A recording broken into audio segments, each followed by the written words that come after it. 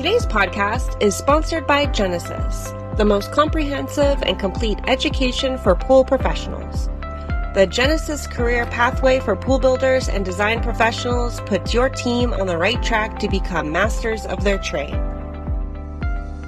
Thanks for joining us on another episode of Pool Magazine Podcast. Today we're chatting with Master Pool Designer Extraordinaire, Genesis Instructor, Consultant, Jason Brownlee out of Nashville, Tennessee. And I'm also chatting with Chad Christenson, owner of Watermark Pools and Outdoor Living. Pleasure to have you guys with us today on the show. Thanks for having us. Appreciate it, Joe. Look forward to chatting with you and see what we talk about.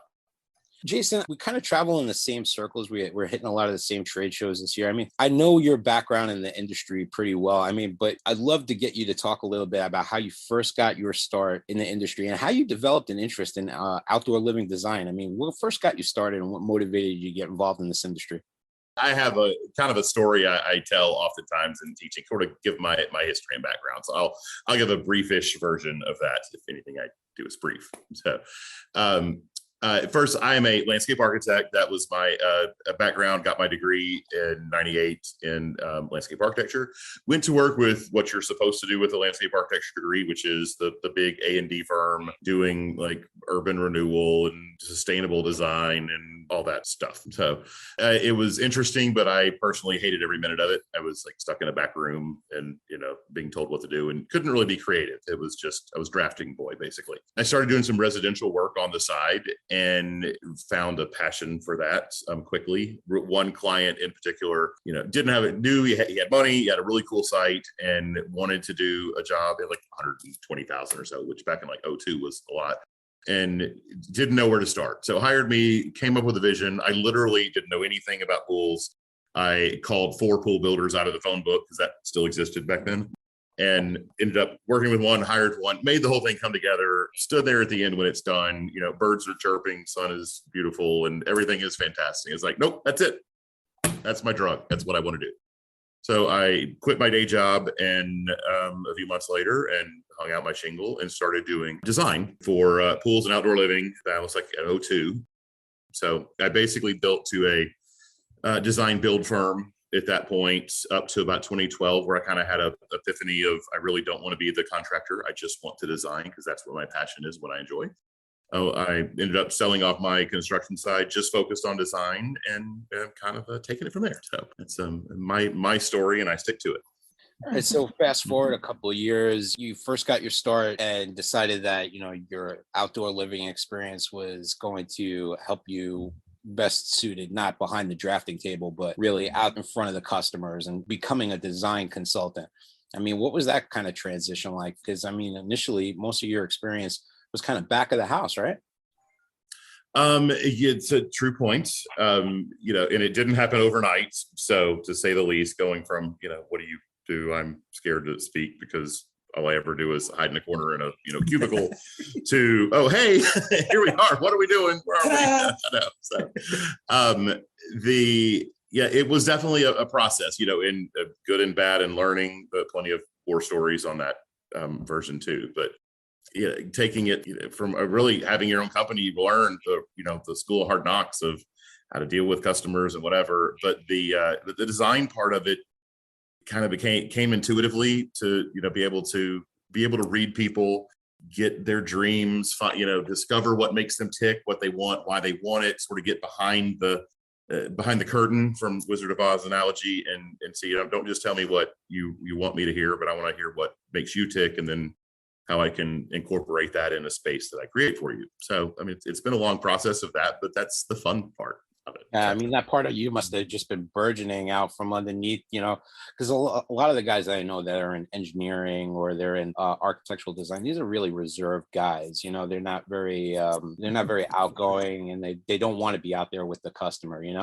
This is something my wife laughs and rolls her eyes at, is me. If you knew me in like high school and early college, I was that guy. I was like, I would go days without saying a word. I was just sort of on the fringe and hung out and observed and took stuff in, but I didn't have the confidence to speak and, go out and do what I do now. But I don't really know where it happened. And some days my wife wishes it didn't happen, but it was always in there. You just needed to let it out. needed out. Yeah. There you go. Exactly. Right. So. Yeah, it's a very cerebral kind of thing what you do, and then to be able to talk to the customers. I mean, that's a whole other side of the business that requires you to be kind of an extrovert, wouldn't you say? Yes, you do need to be an extrovert, but you also don't need to over talk them. When I first meet with a client, when Chad and I go and do a meeting with them, it's not about selling us to them at that point. They have a job they want to do, and that's intimidating on their end on its own.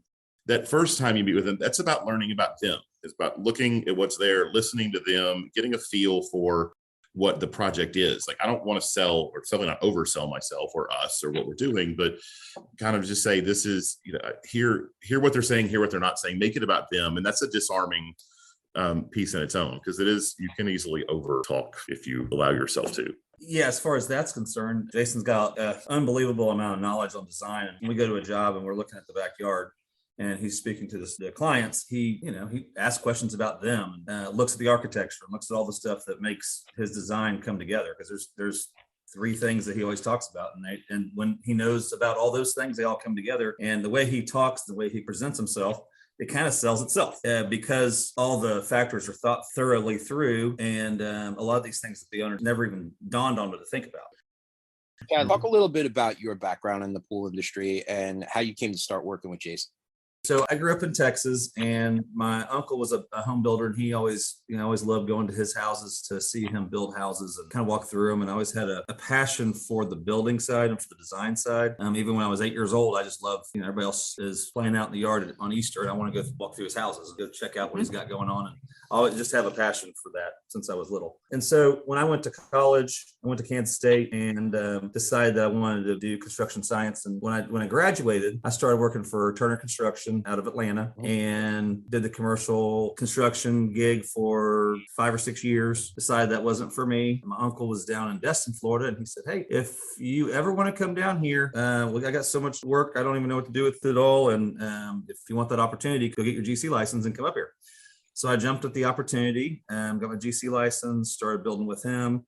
Shortly realized that every single house we built had a pool, and every single pool contractor we had was a disaster. Wow. And I eventually, after 2 years, I went on my own, started my own construction company, and at the same time started the pool company, Watermark Pools, down in Destin, Florida. One of the challenges that I kept having over and over again was the quality, the creativity, and the business-like that they did not have.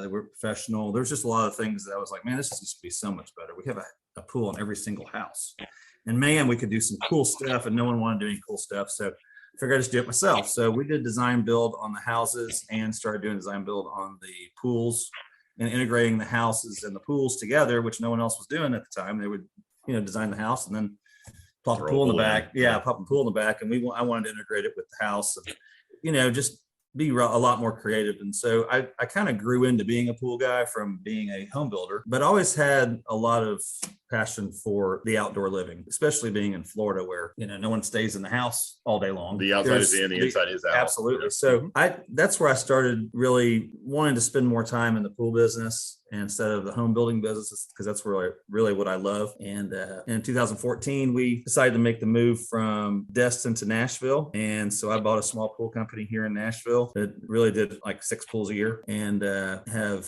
grown it to several more than that a year. Oh, go ahead and say it. It's all good. It's all good. But with a great team, and we're having a lot of fun.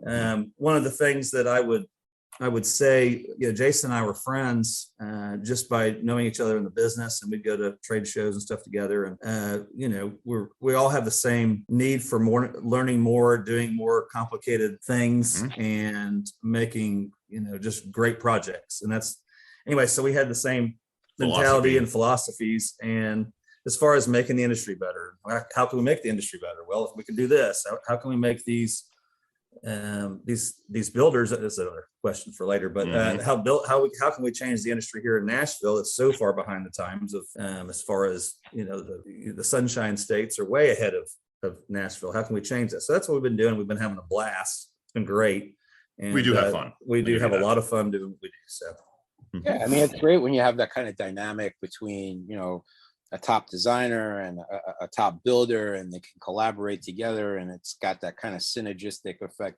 Awesome. The way you guys work together, like Scottie Pippen and Michael Jordan. That's right. I'll tell you what it does for me as a designer. I know that if I have a builder that I have complete trust and faith in and knows he's got my back and I've got his, it frees me up to design even more creative things. So I don't have to hold back the design saying, I think this would be really cool, but I don't know if this guy can do it. And, sometimes you hold back. But when I can trust him and then he can trust me to design things that are work with what we're trying to accomplish and how it works. We can be back and forth and tie it in. It's a fantastic synergy that we play off each other, and just we have fun doing it, and we're able to create really fun, awesome projects and good clients and enjoy it.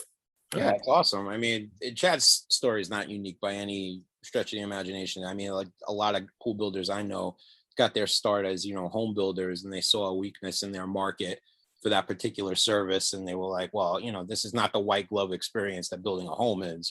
Right. That's one thing that we run into every day, at least in Nashville, is all these builders are starting to build these pools, but they're not trying. They're just subbing it out and hopefully, they just want to make money on it. But part of it's because, there's such a demand. It's hard to find good pool builders. So they figure they can do it themselves. But the problem is they don't, some of them don't try to better themselves. They just want to just sub it out.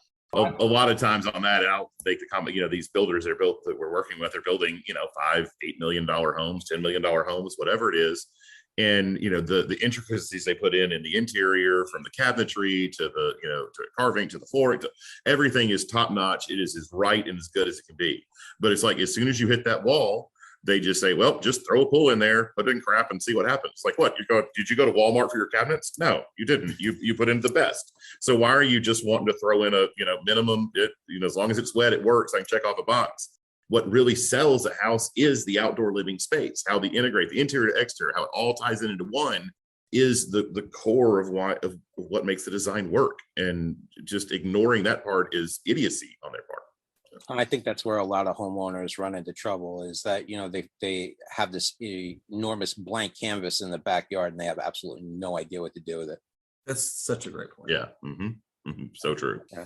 I mean, can we talk a little bit about your professional associations in the industry, Jason? I know you're doing a lot of things that are really positive and helping promote and elevate the industry. I'd love you to talk a little bit about what you're involved in. Happy to, no problem. And I'll say, as far as professional associations, honestly, I really, and I'll step back a little bit, my history too. When I was the design build side in my period, when I was doing both, I'm a good designer and I really enjoy design.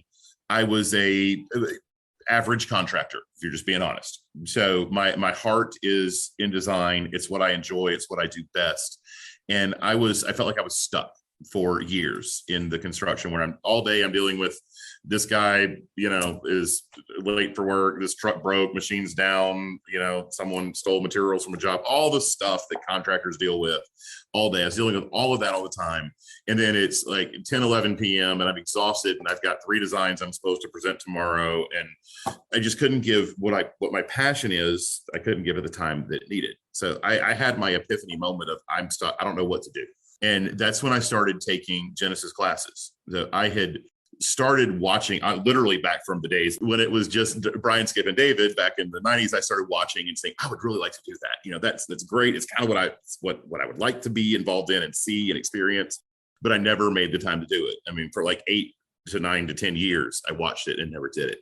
And finally in 2010, I was like, yeah, I'm just doing it. So I'm going, I feel stuck. I need something to move me. And I took the first class, actually the class I teach, Design to 11, is the class I took that day. And it was transformative, not from like, I learned everything from design, that it actually did. I mean, it put words to what was intuitive to me, which was fantastic. But more, it was, I saw a path to change my status and change where I was in the industry and get me to where I knew I needed to be. So I took that first class, that whatever it was, March of 2010, and I don't think I missed a class opportunity since. So it took me 4 years. I did the SWD at the time, was what Genesis was track that they did, where it's what I've always equated it to a master's degree in pool design, engineering, construction. Because literally it is. You take 150 hours of detailed expertise that gives you literally from literally the best in the world in the industry, and you have a working knowledge level that gives you a master's level opportunity. So it took me 4-ish years. I think 2015 I got my SWD, and really that transformed me, gave me the path to know to change from design build to strictly design, and then sort of set me on a path where I kind of started doing work regionally, and that grew to some more nationally, and then started teaching, which was great. And I know there's Genesis and Watershape University now. I'm part of both and do both and love it, and think that's the opportunities from both sides of that coin are an option for students across the industry, across the country and beyond, to just absolutely change where they are in the industry and take you to another level. Even if it may not be design, it may be in construction, it may be engineering, where all three of those three things comes together. That's what makes it successful in this industry. I know that when Skip and Brian and David were coming up, that there weren't a lot of programs available. I mean, a large part of the curriculum that they put out into the industry, has been pretty much largely responsible for transforming. And by not a lot of programs, you mean zero. Yeah. those programs that were available were pretty much, just disguised sales pitches and things like that. Correct. But these days, the curriculum is advancing year by year. There's new products, new technology on the market, new ways of doing things. See, and I'll go back to not just industry related. I think one of the best things about the Genesis program originally, and both of them now, is the fact that it's like a classical education. You're getting art history, you're getting color theory, you're getting, history of pools, history of everything, the background elements. It's not just about pools, construction. It's equal parts design, engineering, and construction. And it's incredible what it can take you from, open up new worlds and visions, and then where it can take you is a phenomenal part. And it's constantly growing and changing, and especially now in the world of online. I was kind of really not pleased with the online thing happening, because as an instructor teaching it, I love to see people and talk to them, and it's not just what it's who it's the interaction, and getting that I can call up someone any day and say I've got a problem, I'm going to call the best in the world that I just am friends with because these classes, and solve a problem. We did it last week on a concrete issue. Boom, wasn't going to be able to get shotcrete because of some local reason, and called up Ryan Oakes and Rocky and some Tennessee Concrete Association, just all kind of people, and it was like, boom, here you go, problem solved an hour later. So all that came from these classes. I think you're right. It's who you meet along the way that also helps you. It's not just classes. What you can learn from the interaction, not just in class, but beyond. So that's where I was going with it. The online element, I didn't like at first because I thought I'm going to lose that. And it was a little different. I did the first class in 2020 that was done for either online. I taught was Full Studio 3D modeling class. And it was like this sort of pilot. Okay, is this going to work? Is it going to be clunky? Is everyone going to freak out because you're not together? And no, it actually works pretty well. I'm in the middle of teaching design to 11 right now, and it's going great, and you're getting great response. And I'm now doing it both live and virtually, and both of them have a benefit. That's some of the reason. The good part about the virtual is it's not 2 days solid and you bring home some of that. It's 4 nights, and you're able to sit on it, marinate on it, think about it a little bit, and have more smaller chunks. So you get some, you can think about it, and then you get the next day, you've got it more, instead of just hitting with a fire hose and seeing if you can retain 10%, maybe they retain 40% or 80 or whatever. Let's get deep into the weeds, Jason and Chad.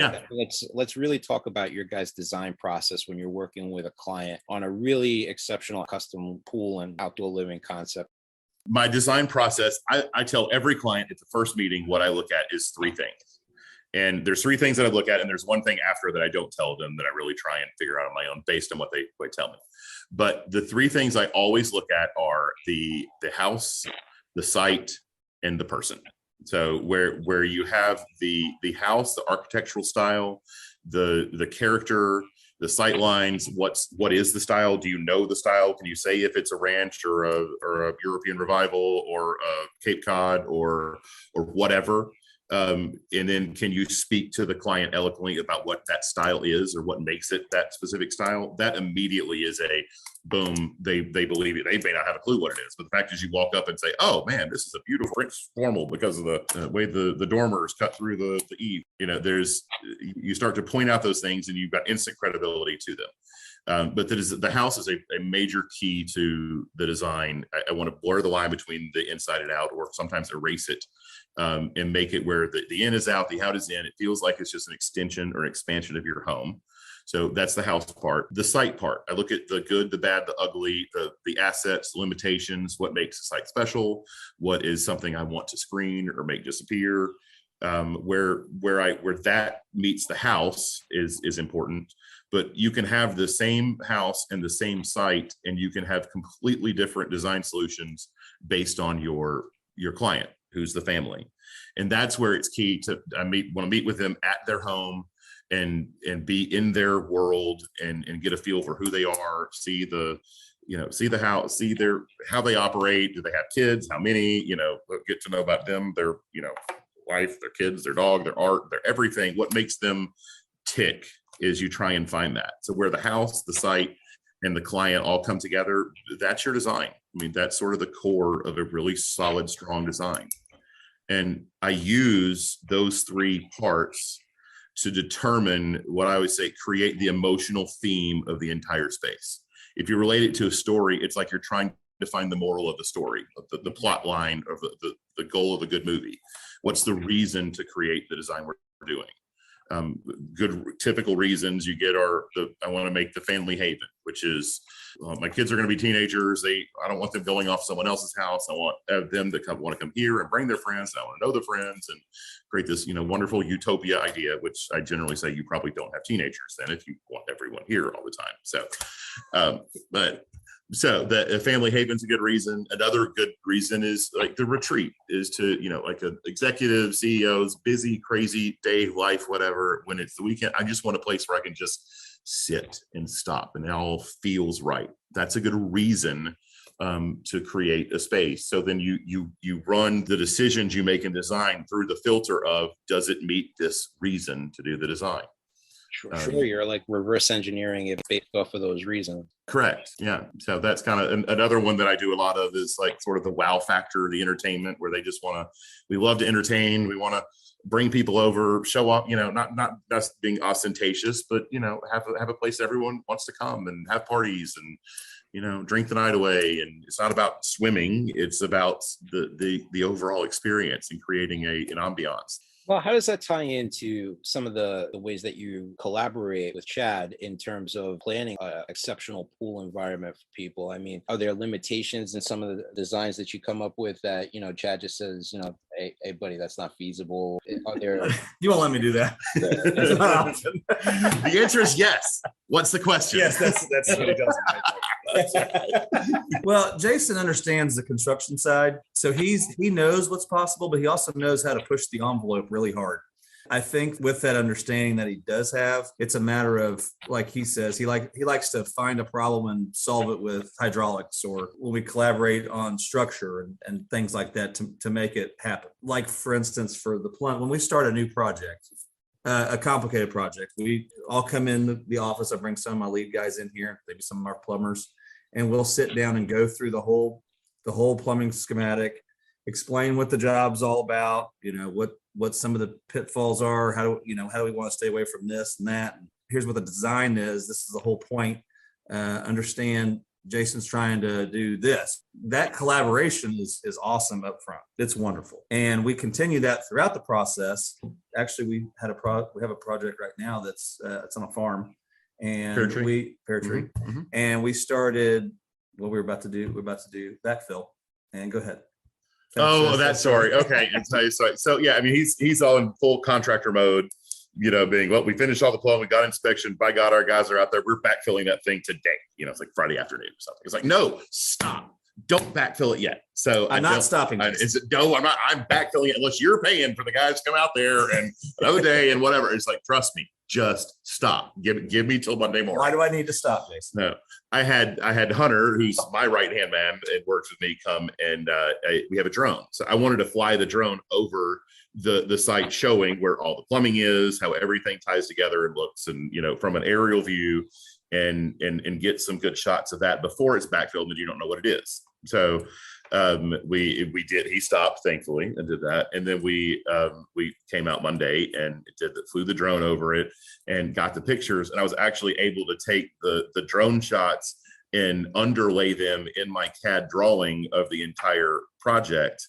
and show like exactly down, and to just Chad's credit, which is really good. I mean, it's down to the inch on like layout of how it hit, which is great because it's a big curvilinear and all kind of stuff to it. But be able to have a drawing like that shows what the intent is, what the design is, and then the underlay of what's actually happening and how the two merge into one physical document was kind of beautiful. It was awesome because then you can. If you ever have an issue, you go look at that return line you're having a problem with, and you just, hey, Jason, how far is it off that wall? It's 4'3". Cool. Exactly. Awesome. Good. It's right there. Mm-hmm. We're doing that on several jobs, and it really it just shows you how different we are compared to our competition. I like to get shots at each phase of the design. So for one, I like to see it as it comes together. And I mean, it's still the joy is the process as well. A design isn't just the beginning. The design permeates the entire process from beginning to when you're standing at the very end and the sun is shining and Jimmy's out there taking the pictures, and that's when the design ends, is when it's all over. So this part where we are during construction, that's still part of the design. So I wanted to take pictures and be able to document what it is, make sure that everyone's on the same page and we all see it from not just standing on site, with mud covered boots, but from an aerial perspective, and see how the decisions, where all the plumbing lines are. Maybe it'll come in fantastic when we're doing landscape. You say, well, I want to put a big tree right here, but let's look and see underneath it. There's a center line, trunk line of the, drainage system going through here, the whatever. Well, I guess we need to adjust the planting to do that. So it all comes into play. The construction there's just as much design in the construction process, if not more, than through the beginning, through the concept and the pretty pictures and the sales and the contract and all that stuff. So it's a great pitfall that you discussed over a potential pitfall that a client could fall into, when planning the landscaping aspect, and those underground lines and how those might interfere with planting trees and planning the other landscaping elements and starting to build up elevations. And, can you excavate at this point? I mean, these are important things that I don't think a lot of customers consider, and maybe potentially a lot of pool builders don't consider when they're actually building the project, I think that is the bane of almost every landscape contractor, is that damn pool builder put his lines and in the middle of my bed, and don't you know where I need to plant these? So yeah, and that's where having a team that that someone is in charge of the vision from day one, that can speak directly to the pool contractor, and then can speak to the hardscape contractor, and then can speak to the landscape contractor, can speak to the lighting contractor, and speak to the interior designer, and how you don't play the game of telephone where I whisper in someone here and he goes to the next and the next, and by the time it's 4 people down, it's something completely different. If the person that envisioned the entire space at the onset is able to tell in each person's ear what's supposed to happen, the odds of everyone being on the same page increase dramatically. Sure. That's a great point, Jason. Let's expand on that. I mean, what are some of the other potential pitfalls clients can fall into when they're working with a designer and a contractor and they're trying to, bring all the elements together? I mean, a lot of times, like you said, it's like the Tower of Babel. Everybody's talking a different language. How do you get everybody on the same page? Forcefully, but with humor. Does that work? Is that an answer? That is an answer. You don't back down when people are saying, no, we do it this way and whatever. You say, no, I respect what you're saying, but there's a reason behind what we're doing, and here's why it is. So you can take your ego and check it at the door, and let's all be team players, people. So which actually I think that brings up a good point about the role of ego that often is, you know what an it issue. is. I mean, a lot of guys just don't want to pull up their big boy pants and get the job done. They gotta get their 2 cents in first, you know. Yeah, everyone's got to make a comment and a thing, and that's fine. I mean, you know, if you're good for a reason, damn it, you're good for a reason. But at the same time, if you're doing like Paul Boulevard, he teaches the design or architecture styles class from Genesis. One of my best friends and great in the industry. He's full of great analogies and alliterations. But one thing he always says is the difference in monologue and dialogue.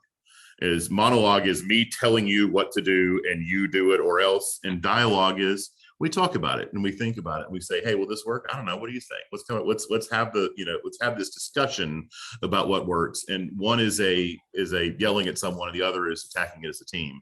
And the dialogue is what makes good teams happen. I know that you guys got some great projects going on and that you've had a busy couple of years. I mean, so what are some of the new projects that you got coming out that you're excited to talk about? Yeah. Okay. So that was a fun project.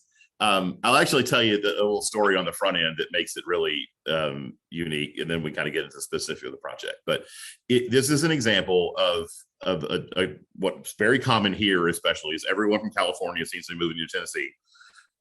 This homeowner was they moved from California in February of 2020, right before the world ended and everything went to junk. Bought a 2.1 million spec home in the outside of Nashville, outside of Franklin, kind of in a wooded area. Nice, one of those more contemporary farmhouse, more contemporary than farmhouse, but pretty, but spec home. The same builder had 3 almost identical houses, within the same subdivision. So they bought the house for 2.1. He hired me. I did the whole thing. I did the driveway and the landscape in the front and the backyard and the pool house and the landscape and all of the above. So the backyard element part was key. We had a lot of fun designing it and back and forth what we did, including, and we added $1.1 million to $1.3 million, give or take, to do the pool house, hardscape, all that stuff. So he's sitting at about $3.5 million all in on the investment on his property. But what we did, and we can go into specifics of the design lately, really, I mean, it made it like a piece of art. It was focused on expanding the inside to the out, connecting all the things we talked about, the house, the homeowner, and the site all came together and made it kind of a really, this just whole great feel to it. It made it really an artistic space. And as Chad was finishing up the final details on it, we're getting ready for, final punch list and handover. He gets a knock on the door and another guy comes and offers him $7.5 million cash. Boom. So he literally doubled his entire investment based on what we had done on the outside. So, I mean, there's another 2-point-something million spec just like it, 6 houses down. And that's horrible what pool, horrible. Yeah, it was bad. I know. It's so, really bad. But so that's a little story on what can happen when you have a well-designed, well-considered, thought through, and well-constructed vessel or pool and backyard space. It becomes artistic. As far as equipment goes and manufacturers, whatever, I actually, when I built, I'll go back and tell a little bit of my story. When I was a builder, I was a J&D guy through and through and whatever. And they did great product and do well. I actually in like, was it 05? It's kind of early on, right when Pentair came out with the first variable speed pump, and they had some new automation elements, and J&D was getting bought out by Zodiac, and they kind of going into some transitions there. I kind of said, you know what, I'm going to be a Pentair guy. So I went all in on Pentair and tried to become, rewrote my entire marketing. I sold straight Pentair for like 8 months, and could not get a rep to call me one time from Pentair. So, and finally, my J&D rep called me and said, "So you done yet? Are we good?" It's like, yes, I'm done. That's not a knock on Pentair. Pentair is a fantastic company and does great, amazing stuff. I'm not at all saying Pentair's bad. It's really based on who your rep is and how good that rep is to what is to how successful that is. It's different markets have different things and whatever. So, but when I got to design world, And I quit building, and I need to be able to design with all three, and I can't. So I learned everyone's product down to part numbers and backwards and forwards and all of the above, so I can do J&D, Pentair, and Hayward all three together. But one thing that I never, and it's different areas, different feel in different spaces, but it's kind of J&D, Pentair, Hayward, Ford, Chevy, Dodge. Everyone has their opinions on them. I had the opinion that Hayward wasn't as good as the others. So, and I don't know really why that is. I think it was more for the fact that a lot of the just production companies tended to use some Hayward, and at least that I knew of, and some of the bigger ones used others. But when I did what I call blind taste test, where just I'm gonna put away any bias, and I'm just gonna look at straight fact. And I'm kind of a researcher, and I like get into the details of hydraulic flows and whatever. So when I finally sat down and looked at it, and I looked at the 9 different systems that make a pool function, from circulation, filtration, heating, automation, sanitization, cleaning, lighting, et cetera, there's something in the Hayward line that I really liked better than some of the others. And some of them were major and some of them were minor. Like, for instance, the Hayward HCP commercial pump has 3 and 4 inch unions. Well, if we're doing high, these big pipes, 3 and 4 inch pipes throughout the systems to get slow water moving through the system better, then why do I have to go down to a 2 to 1/2 inch at the pump, the most important part? So I keep everything big and tie it in and make it through. So it works like a charm. Hayward has a 500,000 BTU heater where everyone else is 400,000. So it heats the spot up a little bit faster. The lighting will work dry. So the LED lights I can use in the landscape, and I can pull the light out to illuminate the key feature tree that I've designed the whole place around. I can put some of the same LED lights that are illuminating the pool in that. So, little things here and there, kind of when I really bought in was, in fact, there's something I like. So I became a strong Hayward guy. I will work with all three, and have no problems. So great relationships with all of them. So, but Hayward has become my general standard. Vendor that we use and do work with a lot is A&A, which Pentair by A&A, and the in-floor system is I consider a must on my designs. And there's a wide variety. Some people love them, some people can't stand them. I always look at it from this: it's not a cleaning system; it is a circulation system and the water clarity element that plays in. Where if I'm simple physical science, if I'm putting the filtered, sanitized, heated water at the bottom of the pool and allowing it to filter up as opposed to 18 inches at the top and letting it just disappear, then I've got a much more efficient pool system design. So big fan of the A&A as far as their white goods too, how the Venturi systems work with their skimmers, and the main drains will pull 300 gallons per minute through the SVRS channel, yet I can still have a pebble top so the drain virtually disappears. But if I've got an edge pool, and almost all of my pools are edge related pools, then or have some version of edge on it, and what am I going to do? Put a Polaris in there that shatters the glass? I'm trying to create a glass wind mirror to the sky, and if I don't do an in-floor system, then I'm either sticking a robot in or sticking a thing in there that just kills the whole effect. So big with A&A. You want PebbleTech? You want to talk about PebbleTech? Yeah, we love PebbleTech. It's got a great warranty. We've used lots of different types of plaster, and that's the one that has kind of stood the test of time. Fireballs, anytime we can get fireballs from them and other fire features, and so they've been a good trade partner with us. Clearwater Tech, Ozone. Yeah, I love the Clearwater Tech Ozone system. I use that anytime I've got a really good job. It is a game changer when it comes to water clarity. So great product.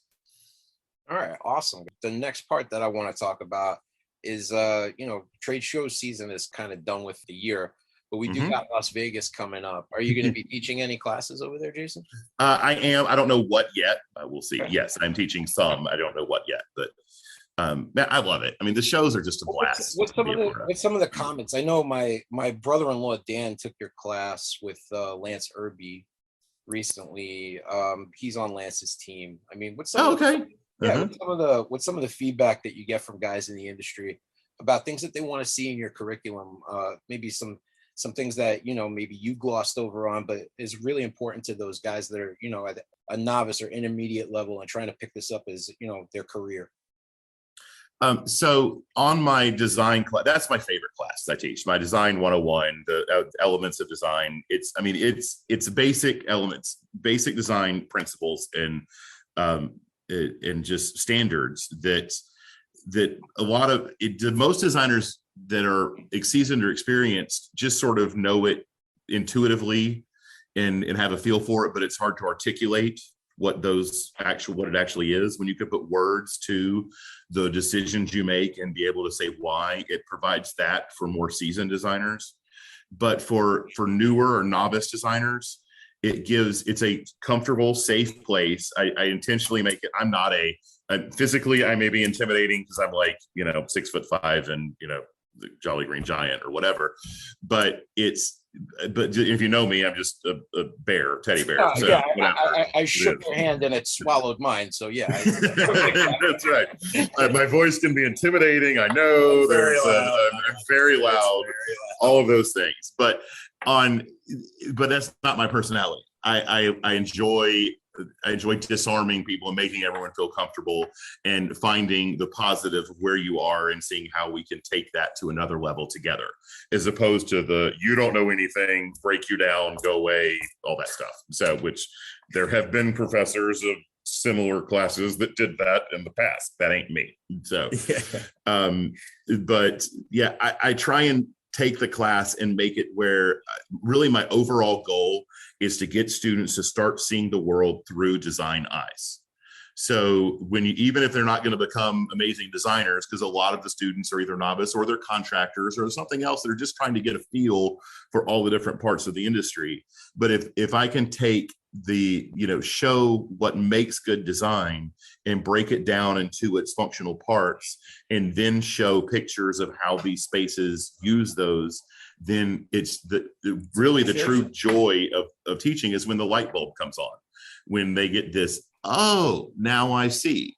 And I took the class that sort of I inherited from the previous instructors, and I rewrote it to basically take it from 40 to 50 slides, and now it's like 300 something slides, where I make it very visually heavy, and I'm putting in all the pictures you see in all the magazines and win all the awards and all those things. You're not saying, okay, these are all the award winners from this year from what luxury pools or PHDA, whatever. And okay, here's the winners. Why did they win? What is it about this space that makes it work? What is the underlying reason that takes a normal pool and makes it special or spectacular? So those are my goals in the class. And it's so rewarding when I had a student that I'm teaching right now call me today and is just gushing about how he's seeing the world. It's opening up new ideas of what he can do with his business and how did I deal with this problem. And it's the give back. I love it. It's what I enjoy doing. That epiphany, that light goes on for them that, hey, this is so much bigger than what I thought it was, And that's what happened to me. I was stuck in a rut, and I took this class the first time, and I was like, there is an out. There's a way I can do this, and I did it, and that's that was fun. So that's awesome. Yeah. Well, I really appreciate you guys getting together to talk shop with me today and just sit around and talk about some of your jobs with me. And thank you so much for just getting together and spending the time with us today. Well, talking is not a hard thing to do. I get told to shut up well more than I get told to speak up. So there you go. And it's a subject I could talk about for literally ever. So I enjoy it. I love what I do. I would do what I do every day, even if I wasn't getting paid. Okay, maybe not that, but I would I would still play a part and live it every day. A big thank you to our sponsor, Genesis, the leading education program for pool builders and design professionals. Genesis and the PHTA are creating better career pathways for builders to become masters of their trade. Thank you for joining us. Make sure to subscribe, and we'll catch you next time on another episode of Pool Magazine Podcast.